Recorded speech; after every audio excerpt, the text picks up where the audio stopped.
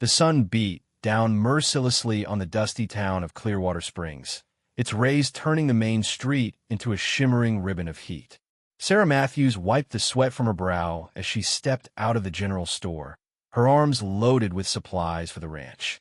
The wooden planks of the sidewalk creaked under her boots, a familiar sound that usually brought comfort. Today, it only added to her growing unease. 3 months had passed since the threats began. 3 months since Marcus Blackwood had made his intentions clear.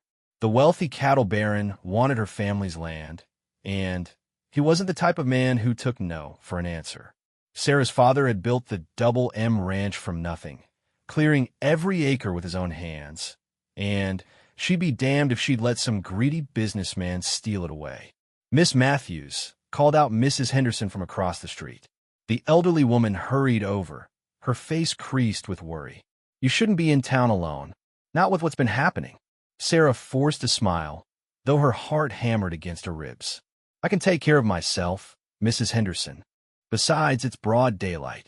That man of Blackwood's was here again yesterday," the older woman whispered, glancing around nervously. "The one with the cold eyes. Jake Carver. He was asking questions about your father's old mining claims." A chill ran down Sarah's spine despite the oppressive heat. Jake Carver was Blackwood's enforcer, a man whose reputation preceded him like a storm cloud. They said he'd killed 12 men in fair fights, and twice that many in ones that weren't so fair. If Carver was sniffing around their property claims, it meant Blackwood was planning something bigger than simple intimidation. "Did he say anything else?" Sarah asked, shifting the weight of her purchases. Mrs. Henderson shook her head. Just that change was coming to Clearwater Springs. That some folks would adapt, and others. She trailed off, but her meaning was clear. Sarah thanked the woman and loaded her supplies into the wagon. As she climbed onto the driver's seat, she noticed a figure watching her from the shadows between the bank and the saloon. Even from a distance, she could feel the intensity of his gaze. The man stepped forward slightly, and sunlight caught the silver star pinned to his vest. A lawman. That was unexpected. Their eyes met across the dusty street, and something passed between them. He was tall and lean, with dark hair that needed cutting and a weathered face that spoke of hard years under an unforgiving sun. His clothes were travel-worn but clean, and he carried himself with the quiet confidence of a man who'd faced danger and lived to tell about it. Sarah snapped the reins, urging her horses forward. She had enough problems without getting curious about mysterious strangers. The wagon wheels crunched over the packed earth as she headed out of town, but she could still feel those steady eyes watching her until she disappeared around the bend. The ride back to the ranch gave her time to think, though her thoughts kept circling back to the same troubling questions. How long before Blackwood escalated his campaign? How long before threats turned into action? Her father had been a gentleman, better with books than guns, and he'd raised her to solve problems with her mind rather than violence. But sometimes, Sarah reflected grimly, a person didn't get to choose their battles. The Double M Ranch spread out before her like a piece of paradise carved from the harsh landscape. Rolling hills dotted with cattle stretched toward the mountains, and the main house sat nestled among a grove of cottonwoods that her grandmother had planted 40 years ago. It wasn't the biggest spread in the territory, but it was profitable and, more importantly, it was home. She was unhitching the horses when she spotted the dust cloud on the horizon. A single rider coming fast. Sarah's hand instinctively moved to the rifle scabbard mounted on the wagon, then hesitated. Running scared was no way to live, but being stupid about it wasn't living at all. The rider resolved into the same lawman she'd seen in town. He slowed his horse as he approached, keeping his hands visible and his movements deliberate. Smart man. Out here, sudden moves could get you shot. Miss Matthews. His voice was deep and steady, with just a hint of a drawl that suggested he wasn't originally from these parts. "I'm Deputy Marshal Cole Harrison. I was hoping we could talk." "About what, Marshal?" Sarah kept her tone neutral, though her pulse quickened. Federal marshals didn't ride out to ranches for social calls. "Marcus Blackwood," and The trouble that seems to follow him wherever he goes. That got her attention. She studied his face, looking for any sign of deception or hidden agenda. All she found was a steady determination that reminded her uncomfortably of her father's stubbornness. "You'd better come inside," she said finally. "But I should warn you, I don't trust easy." Harrison dismounted and tied his horse to the hitching post. "That's probably what's kept you alive this long." The main house was simple but comfortable, built from local stone and timber that had weathered to a pleasing silver gray.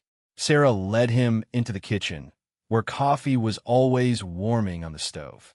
She poured 2 cups and gestured for him to sit at the scarred oak table that had seen 3 generations of family meals. "So," she said, settling across from him, "what's a deputy marshal's interest in a small-time cattle baron?" Harrison sipped his coffee before answering. "Blackwood's not small-time anymore. He's been buying up land from here to the Colorado border, and not everyone who's sold to him did so willingly." "You mean he's been forcing people out?" "I mean, some of those people have disappeared entirely." His blue eyes were hard as winter ice. "Including a federal land surveyor who was looking into irregularities in some of Blackwood's recent acquisitions." Sarah felt the blood drain from her face. "You think he killed a federal officer?" "I think Marcus Blackwood is a man who removes obstacles, and he doesn't particularly care how he does it." Harrison leaned forward. "The question is, what are you going to do about it?" "What can I do?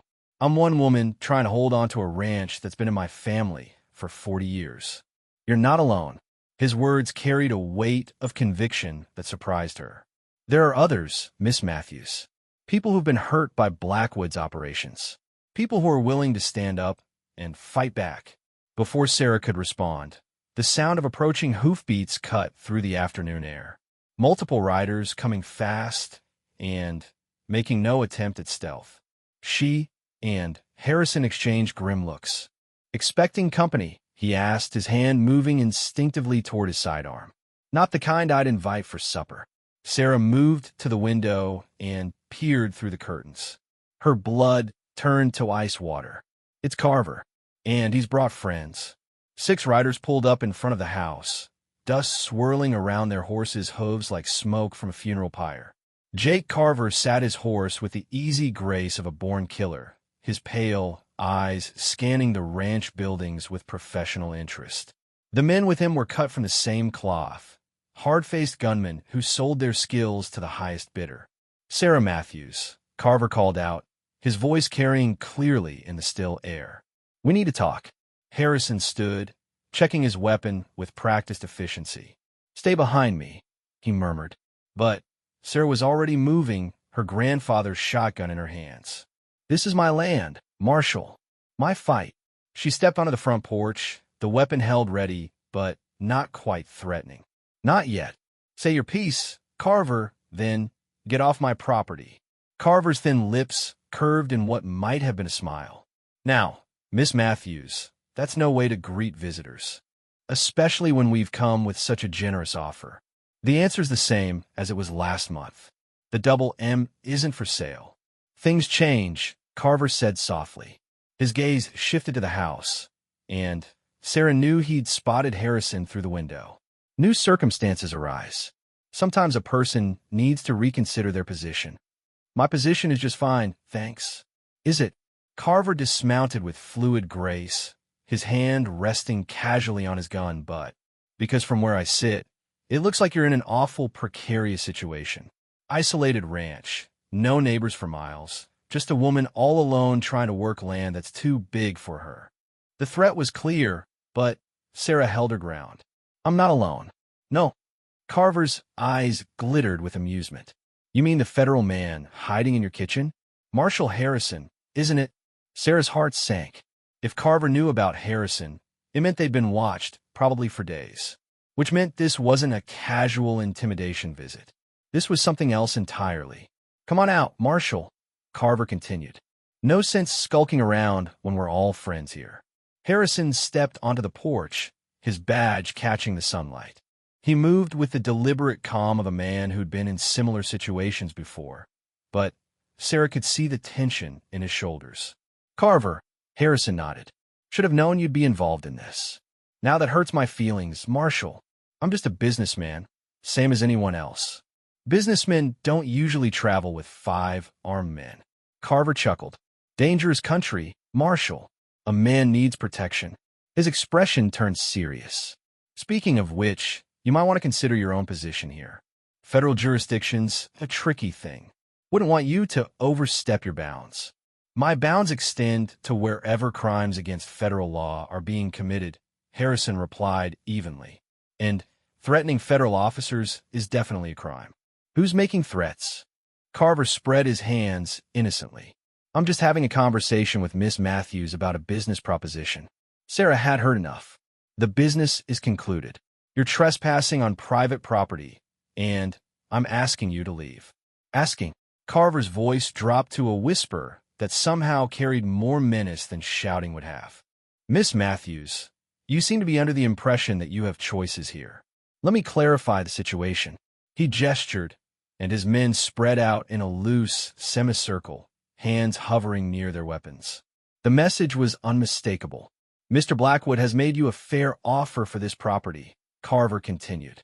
More than fair, considering its current difficulties. But his patience isn't unlimited.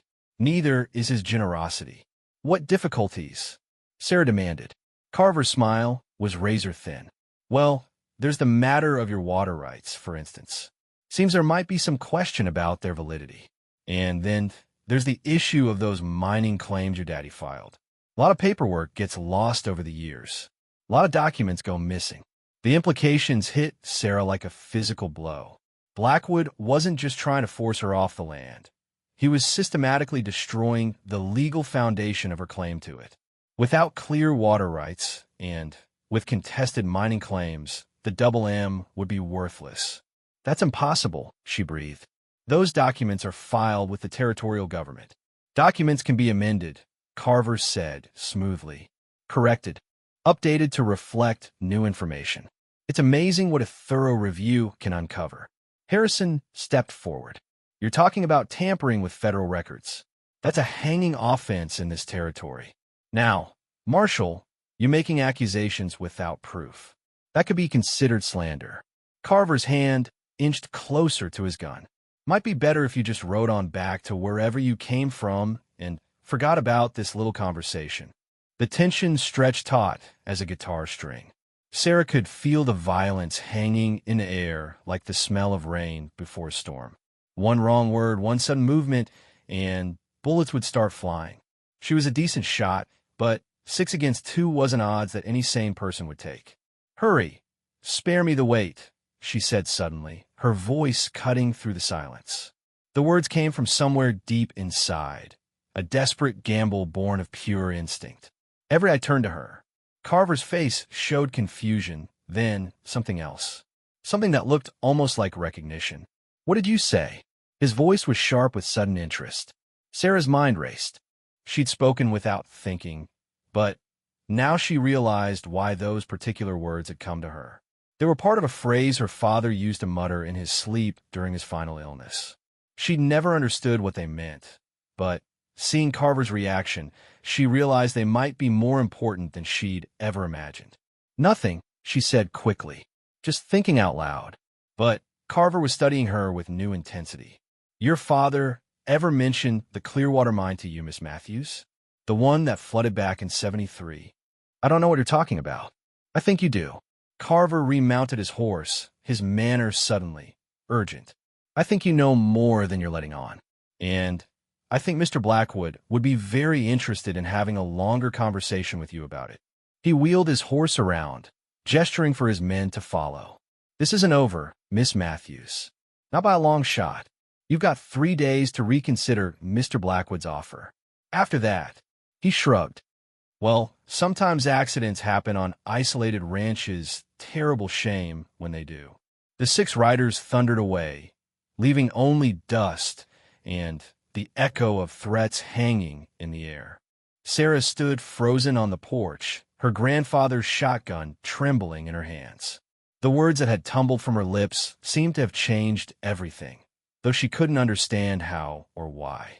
Harrison holstered his weapon and moved to her side. You all right?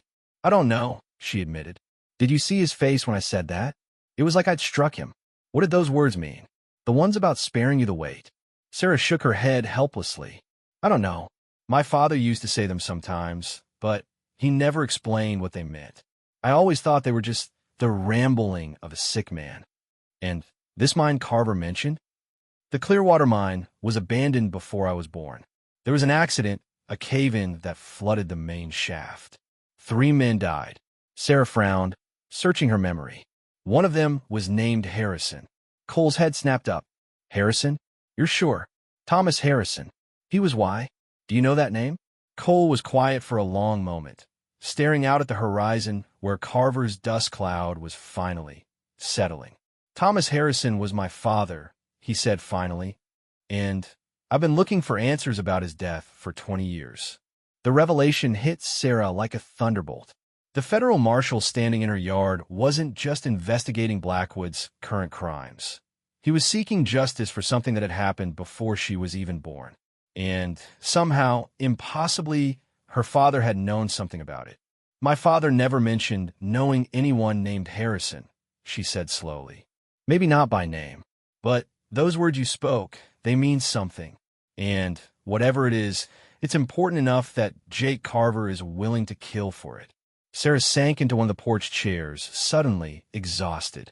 The simple life she'd been fighting to preserve was crumbling around her, replaced by mysteries and danger she didn't understand. Her father was dead. Her land was under threat. And now she was apparently connected to a decades-old tragedy that had shaped the life of the man standing beside her. What do we do now? She asked. Harrison's jaw was set in hard lines.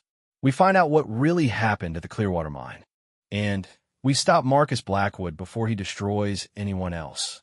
As if summoned by his words, another dust cloud appeared on the horizon. But this one was smaller, a single rider approaching at a steady pace. Sarah reached for her shotgun again, but Harrison held up a hand. Wait, that's not one of Carver's men. The rider resolved into an elderly Mexican man on a tired-looking mule. He dismounted slowly, favoring his left leg, and approached the porch with the careful dignity of advanced age. Senorita Matthews, he said, removing his hat. My name is Miguel Santos. I worked for your father many years ago. Sarah recognized him then. Miguel had been one of her father's most trusted hands until he'd left suddenly when she was about 12. She'd never known why. Mr. Santos, it's been a long time. See, too long. I heard about the trouble you were having with Senor Blackwood. His dark eyes moved to Harrison. And I heard there was a lawman asking questions about the old mine. You know about the mine? Harrison stepped forward eagerly. Miguel nadie grable. I know about the mine, the accident, and the men who died there. I know about the gold they found just before the cave-in. And I know why your father really left this place, senorita. What are you talking about? Sarah felt the ground shifting beneath her feet again. My father built this ranch. He never worked any mine. Your father had many secrets, Miguel said sadly. Good secrets, kept to protect people he loved. But secrets have a way of demanding payment eventually. And I think that payment is coming due. He reached into his saddlebags and withdrew a leather-wrapped bundle. Before I say more, there is something you must see. Something your father asked me to keep safe until the time was right. Sarah accepted the bundle with trembling hands. Inside was a journal bound in cracked leather, its pages yellow with age. Her father's handwriting covered the first page, but it wasn't the careful script she remembered from his later years. This was the writing of a younger man, urgent and sometimes barely legible. March 15th, 1873, she read aloud. The mine is played out, but we found something else down there. Something that changes everything. If Blackwood ever finds out what we discovered, he'll kill us all to keep it quiet. She looked up at Miguel and Harrison, her heart pounding. What did they find? Read on, Mija, Miguel said gently. But prepare yourself. The truth your father carried all these years is not an easy burden. As Sarah opened the journal to the second page, she had no idea that the words written there would transform everything she thought she knew about her family, her land, and the powerful man who was trying to destroy both. The sun was beginning to set behind the mountains, painting the sky in shades of blood and gold, and somewhere in the growing darkness, Jake Carver was making plans that would test every ounce of courage she possessed. The fight for the Double M Ranch was about to become something much larger and more dangerous than anyone could have imagined. And at the center of it all was a secret that had been buried in the depths of the Clearwater mine for more than 20 years, waiting for the right moment to emerge into the light. Sarah's hands shook as she turned the pages of her father's journal, each entry revealing deeper layers of a conspiracy she never could have imagined. The fading daylight made reading difficult, so Harrison lit the oil lamps while Miguel settled into a chair at the kitchen table, his weathered face grave with the weight of long-kept secrets. April 2nd, 1873, Sarah read, her voice barely above a whisper. Thomas Harrison came to see me today. He's figured out what we found in the lower shaft, and he wants to take it to the territorial authorities. I tried to convince him to wait, to think it through, but he's determined. God help us all, because Blackwood will never let this see the light of day. She looked up at Cole Harrison, seeing her own shock reflected in his face. Your father and mine were partners? It appears so. Cole's voice was tight, with barely controlled emotion. What do they find down there? Sarah flipped through several pages, scanning her father's increasingly frantic handwriting. Here, she said, finding what she was looking for. April 10th, 1873. The vein of silver, or was just the beginning? What we discover beneath it is worth more than all the precious metals in the territory combined. But it's not something that can be mined or sold. It's something that proves Blackwood's entire operation is built on fraud and murder. Miguel leaned forward. Keep reading, Mija. The next entry explains everything. April 12th, 1873. Thomas and I descended into the flooded section today with diving equipment. What we found there will haunt me for the rest of my life. The bodies weren't just victims of a mine collapse. They were executed, shot in the back of the head, and thrown down the shaft to hide the evidence. We found 7 skeletons, all wearing the clothes of Mexican workers who supposedly quit and returned to their families in Sonora. Sarah's blood ran cold. Blackwood murdered 7 men? It was his first big land grab, Miguel confirmed grimly. Those men had discovered silver on their small claims. Instead of buying them out, Blackwood had them killed and their bodies hidden where no one would think to look. Harrison stood abruptly, pacing to the window. So my father and yours had evidence of mass murder. What happened next? Sarah continued reading, though each word felt like a stone in her stomach. April 15th, 1873. Thomas is dead. They're calling it an accident, a tragic cave-in that happened while he was inspecting the mine for safety violations. But I know better. Blackwood discovered what we found, and he silenced Thomas permanently. I've hidden the evidence where only someone who knows our code can find it. The phrase is hurry, spare me the wait, followed by she pleaded as the rancher quaked and stared into the cowboy's menacing eyes. If something happens to me, that's the key to everything. The silence that followed was broken only by the ticking of the mantel clock. Sarah stared at the page, finally, understanding the significance of the words that had spilled from her lips earlier. Your father spoke those words in his sleep because he was trying to tell you where the evidence was hidden, Harrison said quietly. Even on his deathbed, he was trying to protect you with the truth. But what does it mean? Sarah asked. How was that a key to finding anything? Miguel smiled sadly. Your father was always clever with words. He and Thomas created a code based on the dime novels they both loved to read. Cowboy stories and romance tales. He gestured to a bookshelf in the corner of the room. Go look at those books, senorita. Look for the one that matches the title. Sarah hurried to the shelf, scanning the worn spines of her father's collection. Near the bottom, she found what she was looking for, a slim volume titled, Hurry, Spare Me the Wait. She pleaded as the rancher quaked and stared into the cowboy's menacing eyes by one J.R. Thornberry. Inside the front cover, written in her father's careful hand, was a map. The old mine, she breathed. He had the evidence back in a mine. Not just any evidence, Miguel said. Thomas Harrison took photographs before he died. Pictures of the murder victims, their belongings, everything needed to prove Blackwood's guilt. Your father managed to recover them before Blackwood's men could destroy them. Harrison studied the map over Sarah's shoulder. This shows a different entrance to the mine, one that's not on any official survey. A back way in, Miguel confirmed. Your father and Thomas discovered it while exploring the underground river system. It was their escape route when Blackwood's men came hunting. The implications were staggering. Sarah sank back into her chair, overwhelmed by the magnitude of what they discovered. Her father hadn't been a simple rancher. He'd been a guardian of explosive evidence that could destroy one of the most powerful men in the territory. Why didn't he turn it over to the authorities? She asked. Who would have believed a small-time prospector over Marcus Blackwood? Miguel shook his head. Blackwood owned half the territorial government by then.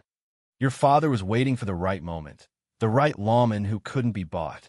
Harrison straightened, his badge catching the lamplight. That lawman is here now. Before anyone could respond, the sound of gunfire erupted from somewhere near the barn. Sarah grabbed her shotgun while Harrison drew his sidearm, both of them rushing to the window. The horses, Sarah gasped. In the corral behind the barn, for men were systematically shooting her livestock. Not to kill, she realized with growing horror, but to wound. The animals screamed in pain and terror as they tried to escape the deliberate torture. Carver's sending a message, Harrison said grimly. He wants to draw us out. More gunshots echoed across the ranch, these coming from the direction of the hay barn. Orange flames began to lick at the wooden structure, and Sarah knew her winter feed was going up in smoke. They're destroying everything, she whispered. Miguel grabbed her arm. This is exactly what they did to the Mexican families 20 years ago. First the intimidation, then the destruction of property, then... He didn't need to finish the sentence. A new sound reached them, the thunder of many hoofbeats approaching fast. Through the window, they could see at least a dozen riders surrounding the house, their faces hidden by bandanas. Jake Carver sat his horse at the front of the group, a torch held high in his right hand. Sarah Matthews. His voice carried clearly through the night air. Time for that conversation we were discussing. Come out, and we'll make this quick. How do we get out of here? Harrison asked Miguel. The old Mexican smiled grimly. The same way your fathers did 20 years ago. There's a root cellar beneath this house that connects to a tunnel your father dug. It leads to the creek bed about a quarter-mile away. Show us, Sarah demanded. Miguel led them to what looked like a solid section of floorboards near the kitchen pantry. He pressed a hidden catch, and a section of the floor swung up on concealed hinges, revealing a ladder descending into darkness. Take the journal and the map, he urged. I'll stay here and try to buy you time. We're not leaving you, Sarah protested. See, you are. I'm an old man, Mija. My fighting days are over. But yours are just beginning. Outside, Carver's voice rose again. I'm losing patience, Miss Matthews. And when I lose patience, bad things tend to happen to good people. Miguel pressed a lantern into Harrison's hands. Follow the tunnel to the creek. From there, you can reach the hidden mine entrance before dawn. Get the evidence and bring it back to town. The territorial judge is due to arrive next week. If you can present the proof to him directly, even Blackwood won't be able to suppress it. Sarah hugged the old man who had been like a grandfather to her. What will you tell them? That you ran when the shooting started. That you're probably halfway to the next county by now. His eyes twinkled with mischief. I've always been a very convincing liar. They descended into the tunnel just as the front door of the house exploded inward. Sarah could hear Carver's men storming through the rooms above, shouting orders and smashing furniture. Miguel's voice rose above the chaos, spinning an elaborate tale about cowardly women who couldn't face real men. The tunnel was narrow and low, forcing them to crawl in single file through the damp earth. Harrison led the way with the lantern, while Sarah clutched her father's journal to her chest like a talisman. Behind them, the sounds of destruction grew fainter as they moved deeper underground. It felt like hours before they finally emerged near the creek bank, though Sarah knew it couldn't have been more than 20 minutes. The tunnel exit was cleverly hidden behind a curtain of hanging willow branches, invisible unless you knew exactly where to look. They crouched in the shadows, listening for any sign of pursuit. In the distance, they could see the glow of fires where her barn and outbuildings continued to burn. The sight filled Sarah with a cold fury that surprised her with its intensity. "They'll pay for this," she whispered. Harrison checked his pocket watch by the faint starlight. "It's near midnight. If we push hard, we can reach the mine entrance before sunrise." Following the map proved more challenging in the darkness than either of them had anticipated. The landscape looked different at night, and landmarks that seemed clear on paper became confusing shadows and shapes. They followed the creek bed for almost 2 miles before finding the distinctive rock formation that marked their turn toward the hills. "There," Sarah pointed to a cluster of boulders that formed a rough arrow pointing northeast. "That has to be the Devil's Fingers." They climbed steadily through scrub brush and loose stone, their progress slow and treacherous in the darkness. More than once, Sarah found herself grabbing Harrison's arm to keep from sliding backward down the steep slope. His presence was reassuring in a way that surprised her. She'd always prided herself on her independence, but having someone she could trust watching her back felt better than she wanted to admit. "Tell me about your father," she said during one of their brief rest stops. "What was he like?" Harrison was quiet for so long she thought he wouldn't answer. "He was the kind of man who believed justice mattered more than money," he finally said. "He taught me that a badge doesn't make you special. It just makes you responsible. Responsible for protecting people who can't protect themselves." "Is that why you became a marshal?" "That's why I became a marshal in this territory specifically. I've been investigating Blackwood's operations for 3 years, gathering evidence, building a case. But everything I found was circumstantial. This journal, those photographs, they're the proof I needed." They resumed climbing, driven by the knowledge that dawn would bring renewed pursuit. Carver wouldn't be fooled by Miguel's story for long, and when he realized they'd escaped through the tunnel, he'd start tracking them in earnest. The hidden entrance to the mine was even better concealed than the tunnel had been. According to the map, it was located behind a natural spring that bubbled up from the hillside, creating a small pool surrounded by dense vegetation. Sarah might have walked past it a dozen times without noticing the narrow gap in the rock face behind the waterfall. "Ingenious," Harrison murmured as they squeezed through the opening. "No wonder no one ever found this way in."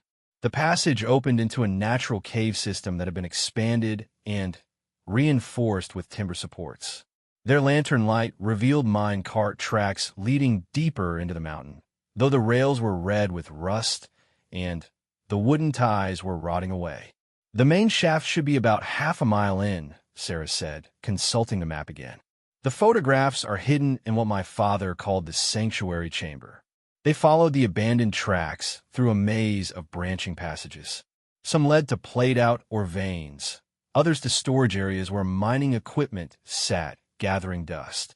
The air grew colder as they penetrated deeper into the mountain, and strange echoes seemed to follow their footsteps. "Wait!" Harrison suddenly held up a hand. "Do you hear that?" Sarah strained her ears. At first she heard nothing but their own breathing and the distant drip of water. Then it came again, a faint sound that might have been voices carrying through the stone passages. "Someone else is in here," she whispered. They extinguished the lantern and stood in complete darkness, listening. The sound were definitely human. Footsteps, the scrape of equipment, muffled conversation. And they were getting closer. "Carver," Harrison breathed. "He must have figured out where we were heading." "Ow!" The map was hidden in the book. "Miguel." Harrison's voice was grim. They made him talk. Sarah's heart clenched. The old man who had been like family to her was probably dead, and it was her fault for involving him in this dangerous game. The weight of responsibility settled on her shoulders like a lead blanket. But there was no time for grief or guilt.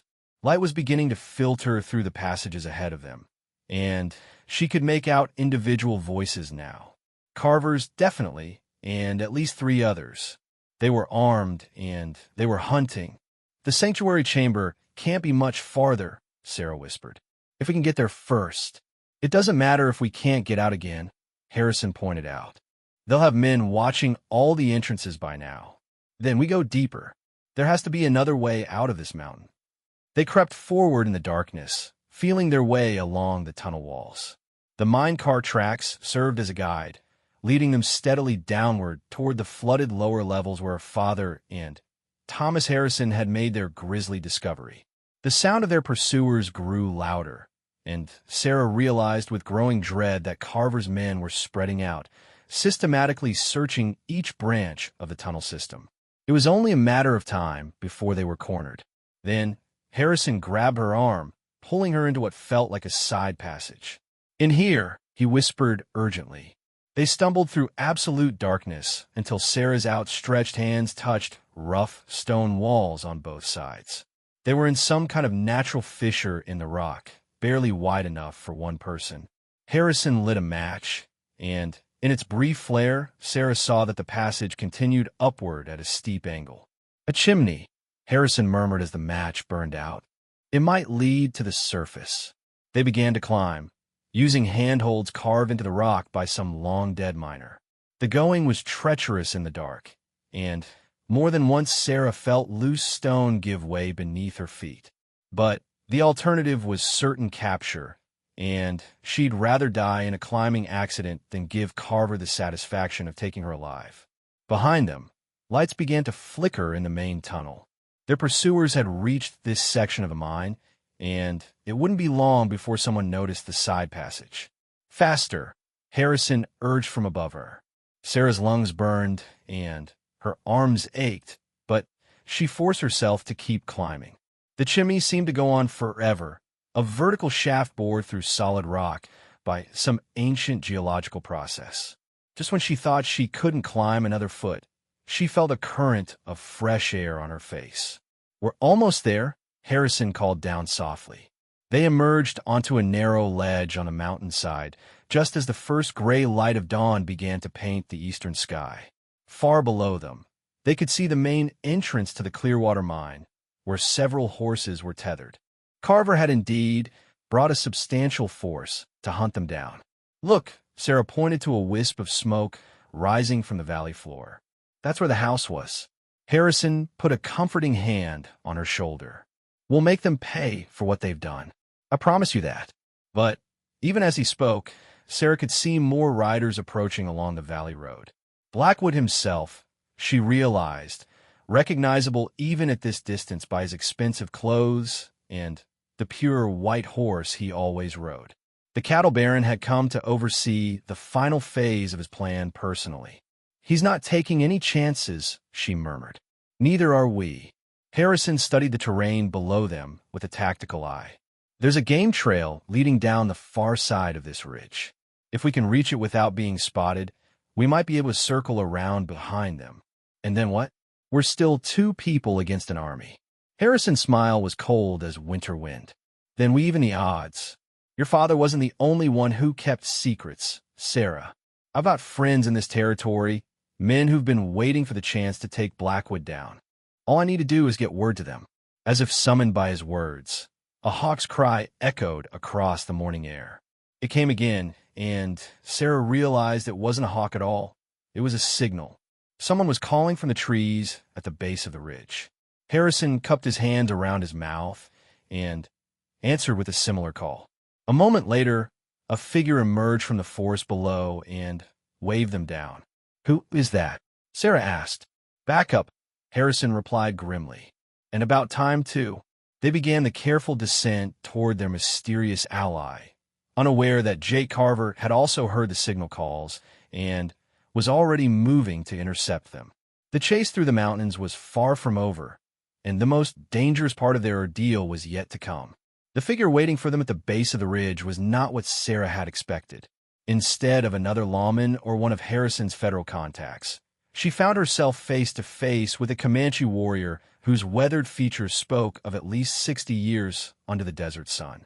He wore traditional buckskin clothing decorated with intricate beadwork, and his silver hair was braided with eagle feathers that marked him as a man of considerable status among his people. Running Wolf, Harrison said with obvious relief. "I was hoping you got my message."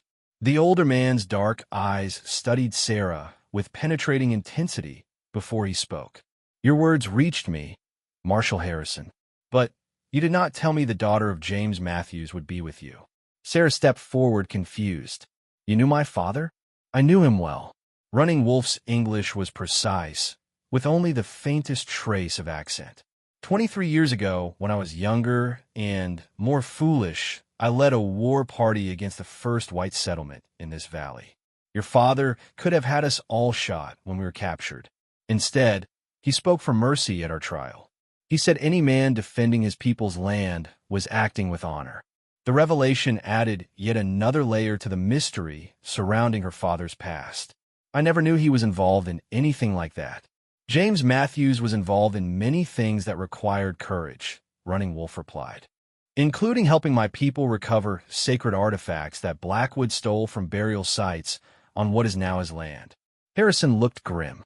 I should have known Blackwood's crimes went deeper than murder and fraud. Much deeper. Running Wolf gestured for them to follow him deeper into the forest.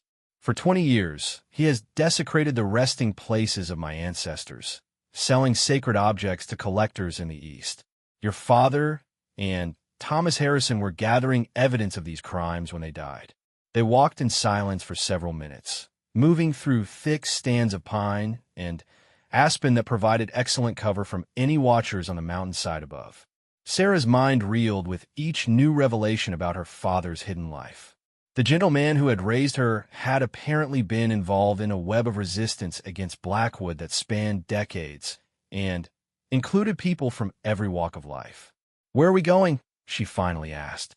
"To a place Blackwood will never find," Running Wolf replied. "My grandfather's cave, where the spirits of our ancestors guard treasures more valuable than gold." They climbed steadily through the forest until they reached a cliff face that seemed to offer no way forward. But Running Wolf moved to what looked like a solid wall of rock and pressed against a particular stone.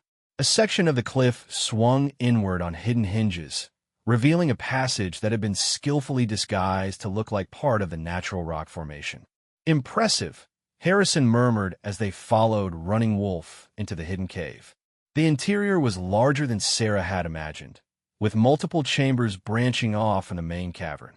Petroglyphs covered the walls, ancient drawings that depicted hunting scenes, spiritual ceremonies, and what looked like the arrival of the first white settlers in the region. But it was the contents of the cave that truly amazed her. Arranged on stone shelves and in carefully crafted alcoves were dozens of artifacts that clearly belonged in a museum. Pottery, weapons, jewelry, ceremonial masks, the accumulated cultural heritage of Running Wolf's people, rescued from Blackwood's greedy hands and restored to their proper resting place. "This is incredible," Sarah whispered. "This is what your father died protecting," Running Wolf corrected gently, "along with the evidence that will finally bring Blackwood to justice." He led them to the back of the main chamber, where a wooden chest sat beneath a painting that depicted two men, one white, one Native American, shaking hands while the sun rose behind them. "My grandfather painted this after the treaty was signed," Running Wolf explained. "It shows his vision of two peoples living in peace on the land they both loved." Harrison knelt beside the chest. "Is this where your father hid the photographs and documents before he died?" Running Wolf confirmed. "James Matthews brought them here the night Thomas was murdered. He said if anything happened to him, we should give them only to someone who carried both badge and honor in equal measure." With reverent care, Running Wolf opened the chest. Inside, wrapped in oilcloth that had protected them for more than 20 years, were a dozen glass photographic plates and a bundle of official documents. Even in the dim light of their oil lamp, Sarah could make out the horrible images captured on the plates. Human skeletons arranged in the positions where they had fallen, personal effects scattered around them, and clear evidence that the victims had been shot rather than killed in a mine collapse. "My God," Harrison breathed. "This is it. This is everything we need to destroy him." But even as he spoke, the sound of gunfire erupted from somewhere outside the cave. Running Wolf moved swiftly to the entrance, peering out through the disguised opening. Carver found our trail, he reported grimly. He has at least 15 men with him, and they're surrounding this section of the cliff. Sarah felt her stomach drop. How did he track us here? The same way he tracked us to the mine, Harrison said, his jaw tight with anger. Someone told him where we were going. Running Wolf shook his head. No, Carver is too experienced a tracker to need informants. He simply followed the signs we left: broken twigs, disturbed earth, the scuff marks on rocks where we climbed. In our haste to reach safety, we forgot to cover our tracks. More gunfire echoed outside, closer this time.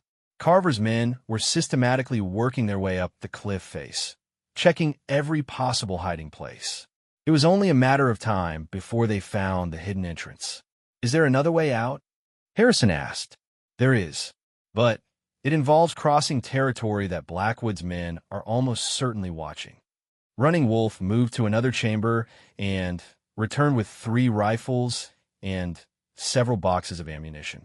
These belonged to warriors who died fighting for this land. I think they would approve of the use we're about to make of them. Sarah hefted one of the weapons, checking its action with practiced efficiency. Her father had taught her to shoot almost before she could walk, and she'd grown up hunting game to supplement their table. But she'd never imagined using those skills against human targets. How many men are we talking about? She asked. At least 20 between here and the town, Running Wolf replied. Maybe more. Blackwood has called in every gun for hire within 100 miles. Then, we can't fight our way through, Harrison said. We need a different strategy. Running Wolf smiled grimly. Who said anything about fighting our way through? Sometimes the best strategy is to make your enemies come to you. He gestured around the cave with its multiple chambers and narrow passages. This place was designed as a fortress by my ancestors.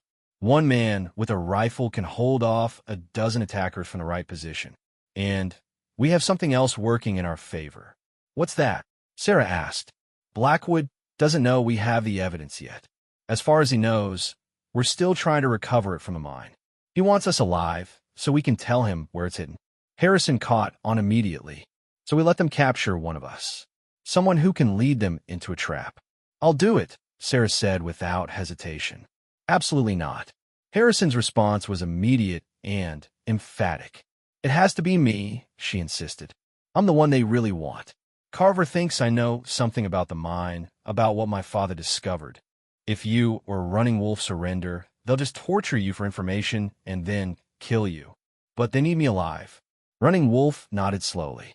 The woman speaks wisdom, and she has courage to match her father's. It's suicide, Harrison protested. No, it's the only chance we have. Sarah was already moving toward the cave entrance, clutching her father's journal. You heard what Miguel said. The territorial judge arrives next week. All we have to do is stay alive long enough to present the evidence to him. Sarah, listen to me. She turned back to face him, and the expression in her eyes stopped his protests cold. My father spent 20 years carrying this burden, protecting evidence that could save innocent lives and bring a killer to justice. He died without seeing that justice done. I won't make the same mistake. Before Harrison could stop her, she pushed open the hidden door and stepped out onto the cliff face. Carver, she shouted, I want to make a deal. The gunfire stopped immediately. A moment later, Jay Carver's voice echoed off the canyon walls. Miss Matthews, how thoughtful of you to save us the trouble of digging you out of whatever hole you've crawled into. I have what Blackwood wants, Sarah called back. Information about the mine, about what my father found down there. But I'll only talk to Blackwood himself. There was a long pause, and Sarah could imagine Carver weighing his options.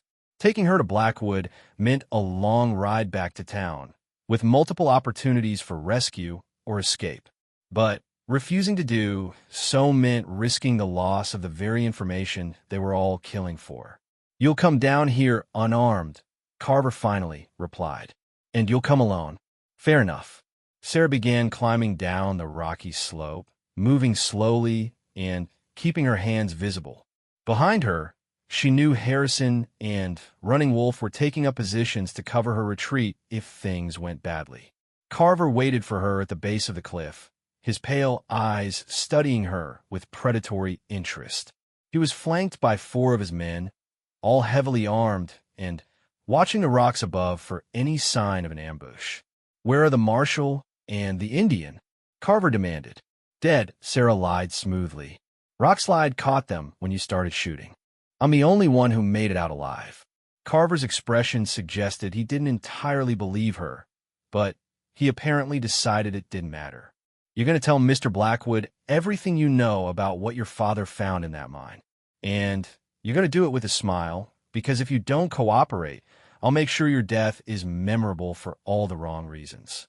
They bound her hands and put her on a horse, surrounding her with armed riders as they began the journey back to Clearwater Springs. As they rode, Sarah tried to calculate how much time Harrison and Running Wolf would need to reach town by the alternate route the Comanche warrior had mentioned. If everything went according to plan, they would arrive just as the territorial judge was convening court, ready to present evidence that would finally end Blackwood's reign of terror. If everything went according to plan. But, as Sarah had learned over the past few days, plans had a way of falling apart when Marcus Blackwood was involved. They reached the outskirts of town just as the sun was reaching its zenith. The main street was crowded with more people than Sarah had ever seen in Clearwater Springs: cowboys, businessmen, territorial officials, and what looked like every gun for hire in the Southwest. Word of the confrontation had spread, and it seemed like half the territory had come to witness the outcome. Blackwood's mansion sat at the far end of town like a monument to stolen wealth. It was a massive structure of imported stone and timber, its towers and gables designed to intimidate rather than welcome. As they rode through its iron gates, Sarah felt as though she was entering the lair of some medieval tyrant. Marcus Blackwood himself waited for her on the front steps of his house.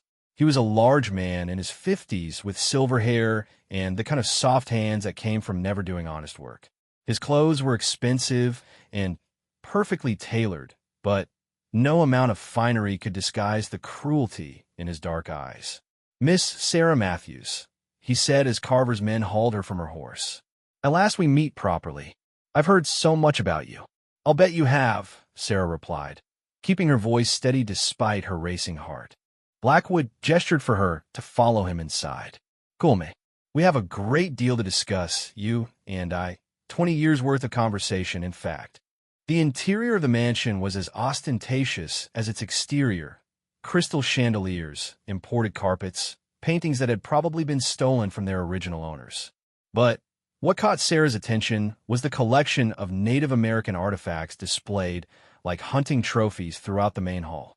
Sacred masks, ceremonial weapons, and pottery that belonged in Running Wolf's cave rather than decorating a rich man's house. "I see you appreciate fine art," Blackwood observed, following her gaze. "I've been collecting these pieces for years. Amazing what you can find if you know where to look.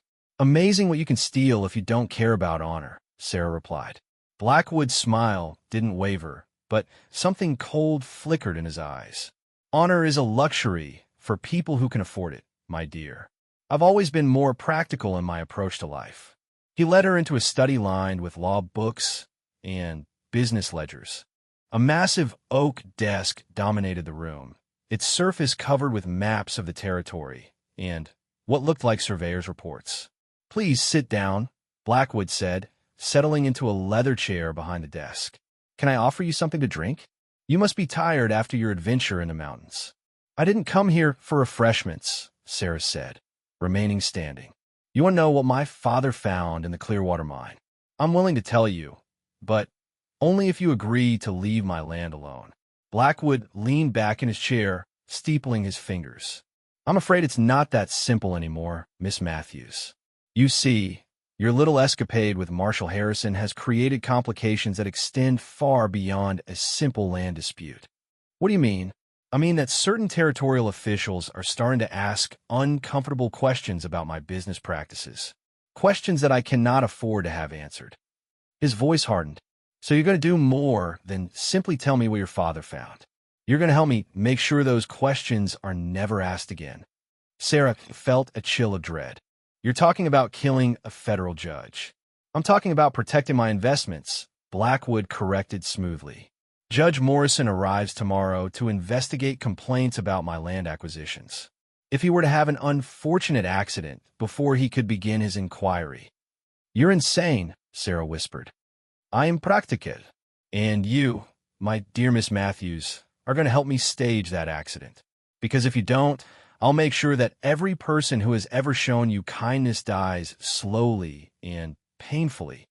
To emphasize his point, Blackwood opened a desk drawer and withdrew a photograph.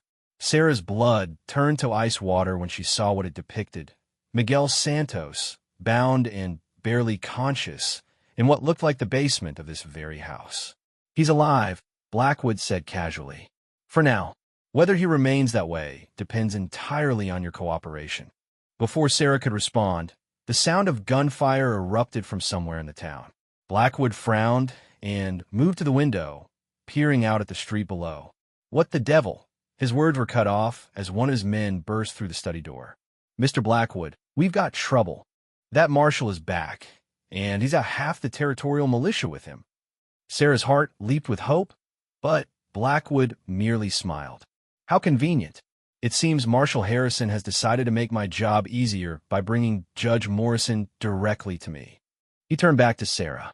It appears your rescue has arrived, my dear. Shall we go greet them properly?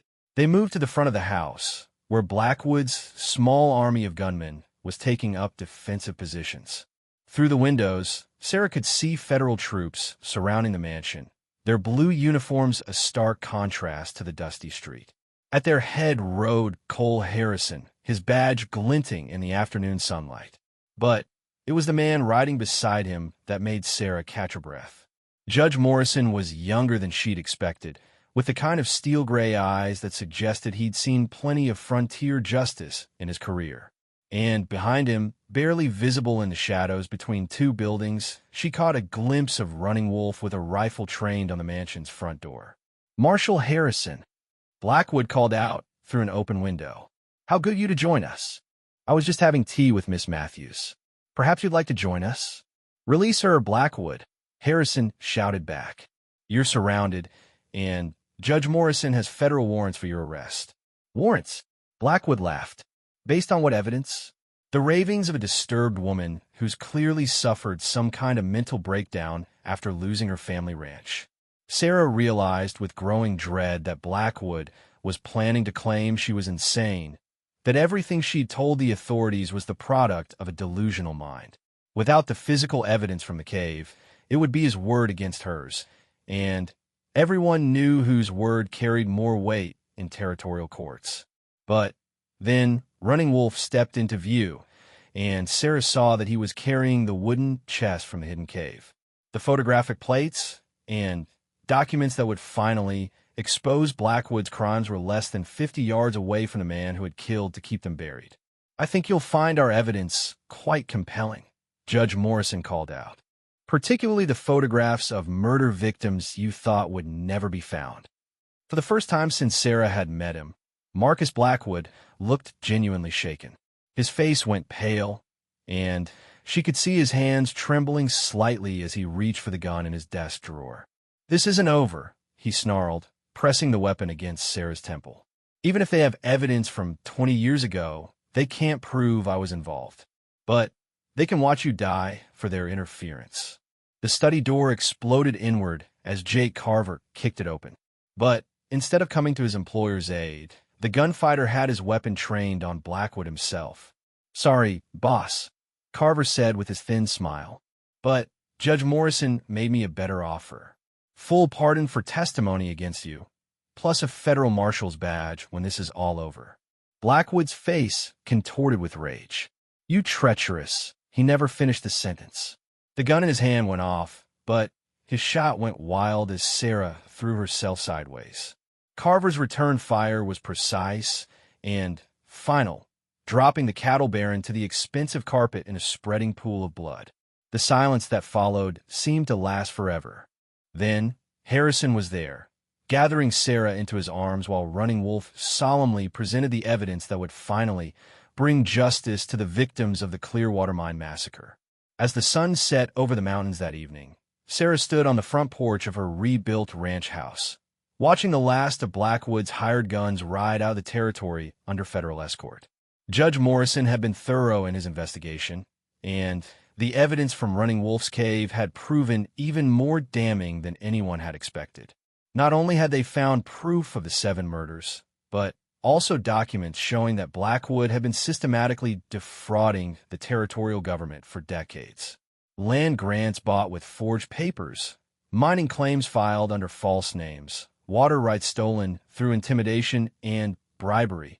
The scope of his crimes was staggering. "It's finally over," Harrison said, joining her on the porch. "Is it?" Sarah asked. "There's still a lot of powerful people who are involved with Blackwood. They're not going to just disappear." "No, but they'll think twice before trying anything like this again. Sometimes that's the best justice you can hope for." Miguel emerged from the kitchen, moving